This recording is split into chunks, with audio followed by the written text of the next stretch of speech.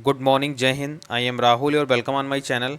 आज है 7 अक्टूबर 2024 और आज का हम लोग देखेंगे इंपॉर्टेंट करंट अफेयर।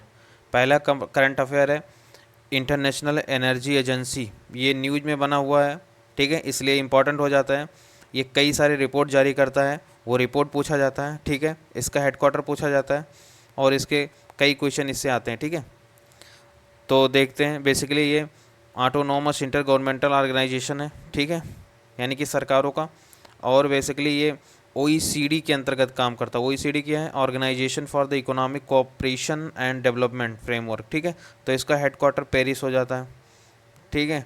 ये बेसिकली काम क्या करता है, इसका मिशन क्या है? तो ये गवर्नमेंट एंड इंडस्ट्री को सेव करता है एंड ये सिक्योर सस्टेनेबल डेवलपमेंट पर काम करता है, सस्टेनेबल एनर्जी फॉर फ्यूचर, ठीक है, के लिए काम करता है। और इसका बैकग्राउंड जो है इस्टेब्लिश किया गया था 1973 से 74 के बीच, जब ऑयल क्राइसिस हुआ था उस समय इसको जो है फाउंड किया गया था और इसको 1974 में इस्टेब्लिश किया गया था to ensure the security of oil supplies, की सिक्योरिटी के लिए, ठीक है, कि ऑयल जो है सप्लाई हो रेगुलर, उसके लिए, ठीक है। इंडिया जो है इसका एसोसिएट मेंबर है, 2017 में एसोसिएट मेंबर बना है। और ये कई रिपोर्ट जैसे कि world energy outlook report, world energy balances and energy technology prospective report, world energy statistics and net zero by 2050, ये रिपोर्ट जारी करता है,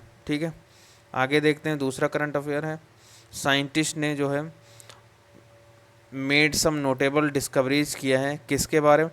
विटामिन डी डिफिशेंसी के बारे में बात किया है, ठीक है। उन्होंने बताया है कि जब विटामिन डी की डिफिशेंसी होती है तो जो है बॉडी की इम्यून सिस्टम को प्रॉब्लम क्रिएट करता है, ठीक है, वीक करता है, यही बात है, ठीक है। ये न्यूज़ में बना हुआ है। तो हम लोग देखते हैं विटामिन डी क्या है और ये इसका इंपॉर्टेंस क्या है। तो विटामिन डी बेसिकली इसे कैल्सीफेरॉल भी कहते हैं, ठीक है।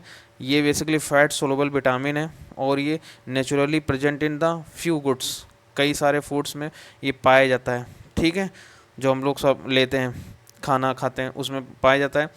बेसिकली इसे हम अल्ट्रा वायलेट रेज के द्वारा भी सनलाइट स्ट्राइक द स्किन, जब हमारे स्किन पे पड़ता है तो भी जो है हमें ये मिलता है विटामिन डी, ठीक है। विटामिन डी का सोर्स है egg yolk, salt water, fish and liver, इस सब में जो है पाए जाते हैं।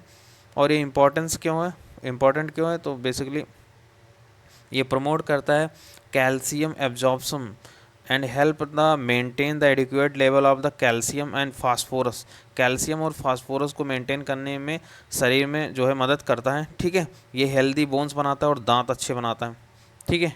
ये नर्वस सिस्टम को भी फ़ायदा करता है, ठीक है, and the मस्कुलो skeleton system and the immune system को भी अच्छा करता है। और इसके ना होने पर क्या नुकसान है? तो ये इससे जो हड्डी की बीमारी होती है, बोन डिजीज़, उसे कहते हैं ऑस्टियोपोरोसिस और द रिकेट्स, ओके। और ये अपना हड्डी जो है कमज़ोर हो जाता है इससे, इसके ना होने से, और likely to the fracture break, ठीक है। आगे देखते हैं third current affair. Union minister of the science and technology, जो साइंस टेक्नोलॉजी के मिनिस्टर, उन्होंने कहा है कि इंडिया जो है लॉन्च करेगा यूरोपियन स्पेस एजेंसी का प्रोब थर्ड मिशन लॉन्च करेगा। तो प्रोब थर्ड मिशन किसका है? तो बेसिकली ये यूरोपियन स्पेस एजेंसी का लॉन्च कौन करेगा? तो भारत लॉन्च करेगा इसको स्पेस पोर्ट श्री हरिकोटा से, आंध्र प्रदेश में है, जो पुलिकट लेक के नज़दीक, ठीक है।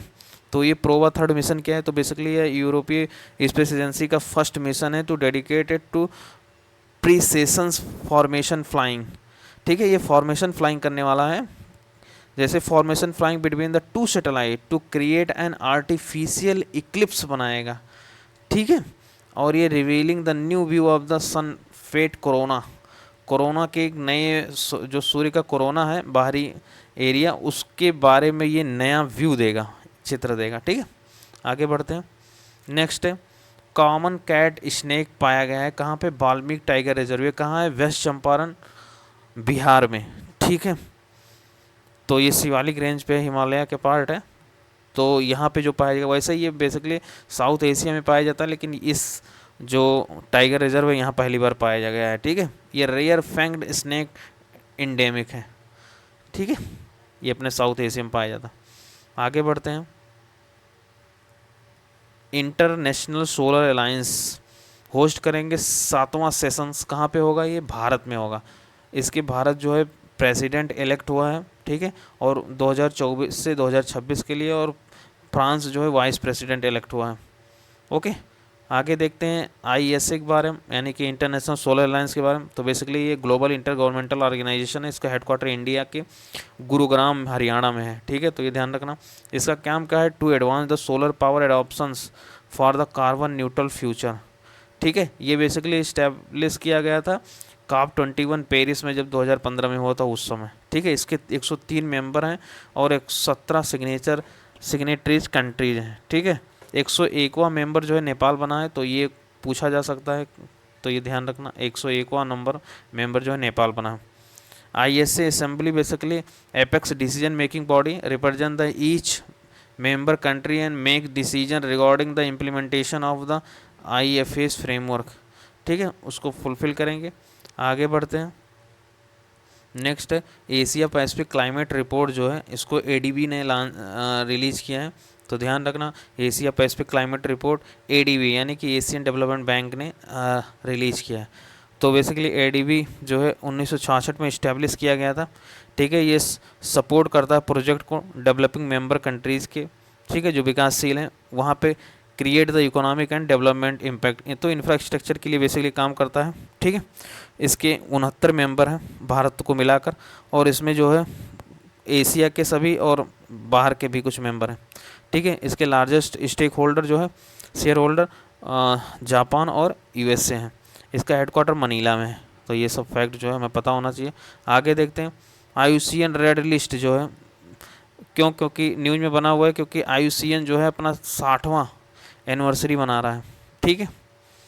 तो बेसिकली जो रेड लिस्ट है इसकी स्थापना जो है 1964 में इस्टेब्लिश हुआ था, ठीक है। रेड लिस्ट IUCN का रेड लिस्ट, और ये basically world's most comprehensive information source है on the global conservation status animal fungi and the plant species के लिए, ठीक है। तो सारा रिपोर्ट रखता है, तो ये बहुत फ़ायदे की संगठन है। IUCN बेसिकली जो रेड लिस्ट जारी करता है, इसका स्थापना 1948 में हुआ था। ये basically membership union of over 1400 government and the civil society, तो इसको 1400 लोग इसके पार्टनर हैं। कौन कौन? गवर्नमेंट हैं प्लस सिविल सोसाइटी ऑर्गेनाइजेशन है, ठीक है। ये वर्क क्या करता है? To develop best practices and approaches that enable effective conservation, ठीक है, मतलब कंजर्वेशन करता है, ठीक है। आगे देखते हैं, एक न्यूज़ में बना हुआ है IL-35 प्रोटीन, ठीक है। तो डिस्कवर्ड ये specific protein that protect type 1 auto immune diabetes. तो बेसिकली IL-35 प्रोटीन इंपॉर्टेंट है क्योंकि ये टाइप 1 डायबिटीज़ को प्रोटेक्ट करेगा, ओके। आगे देखते हैं महासागर जो है इसका फुल फॉर्म है maritime head for the active security and the growth for all region, ठीक है। ये बेसिकली भारत का जो है इनोवेशन है, मतलब एक संगठन है, मतलब क्या बोल सकते हो इसको, basically high level virtual interaction होता है इसमें, ठीक है। बड़े बड़े ऑफिसर्स इसमें भाग लेते हैं। तो 3rd एडिशन हो रहा है, conducted by the Indian navy, तो ये भारत जो है इसको ऑर्गेनाइज कराता है। इसे लॉन्च किया गया था 2023 में, बाई एनुअल है, ठीक है, एक साल में 2 बार होता है। ये प्रमोटिंग करेगा cooperation and high level interaction among the Indian ocean region IOR countries के बीच, ठीक है। इसमें जो है नेवल लीडर, नौसेना के नेता, मतलब लीडर जो भाग लेंगे, ऑफिसर्स एंड मैरीटाइम ऑफिशियल भाग लेंगे। इसमें जो है Bangladesh, Comoros, Kenya, Madagascar, Maldives, Mauritius, Mozambique, Seychelles, Sri Lanka और तंजानिया जो है इसमें पार्टिसिपेट करेंगे, ठीक है। Basically align with the India SAGAR जो है security and the growth for all in the region, जो 2015 में लॉन्च किया गया था, उसी का जो है विजन को फुलफिल करेगा। To strengthen the economic and the security ties with its maritime neighbour, ठीक है। इसमें जो है इंडिया के मैरीटाइम नेबर्स पार्टिसिपेट करते हैं। आगे देखते हैं देशबंधु चितरंजन दास, इनका जो है 1870 में जन्म हुआ था और 1925 में इनका डेथ हुआ था। और ये बेसिकली इनके गुरु थे किसके, सुभाष चंद्र बोस के। तो पूछ लेगा कि उनके कौन थे, उनके आइडियल या गुरु कौन थे, तो चित्तरंजन दास थे, या पॉलिटिकल गुरु पूछ ले। इनका बर्थ एनिवर्सरी मनाया जा रहा है, ठीक है, तो इसलिए न्यूज़ में है। बेसिकली इनका जन्म कलकत्ता में हुआ था, और ये इनका स्टडीज़ जो है प्रेसिडेंसी कॉलेज कलकत्ता में हुआ था, और ये लंदन में भी पढ़े थे, ठीक है। इन्होंने जो है अरविंदो घोष का बचाव किया था, जो कि अलीपुर बम केस में फंसे थे 1919 में। इसके बाद जो है अरविंदो घोष जो है संन्यास ले लेते हैं, उसके बाद चले जाते हैं पुडुचेरी में आश्रम बना लेते हैं, ठीक है, वहाँ चले जाते हैं। बेसिकली ये नॉन कोऑपरेशन मूवमेंट में भी पार्टिसिपेट करते हैं 1990 में, ठीक है। और ये कांग्रेस के प्रेसिडेंट बने थे गया सेशन 1922 में, तो ये ध्यान रखना। ये बेसिकली स्वराज पार्टी के अध्यक्ष थे और इस्टेब्लिश भी किए थे स्वराज पार्टी को, कब, 1923 में, जबकि मोतीलाल नेहरू उसके सेक्रेटरी थे। ओके, नेहरू जी के पिता, JL नेहरू के पिताजी। बेसिकली फर्स्ट ये इलेक्टेड मेयर थे कलकत्ता म्यूनिसिपल कॉरपोरेशन के, ठीक है, 1924 में। और जो है इन्होंने इस्टेब्लिश किया था national university at the Dhaka में, ठीक है, 1921 में।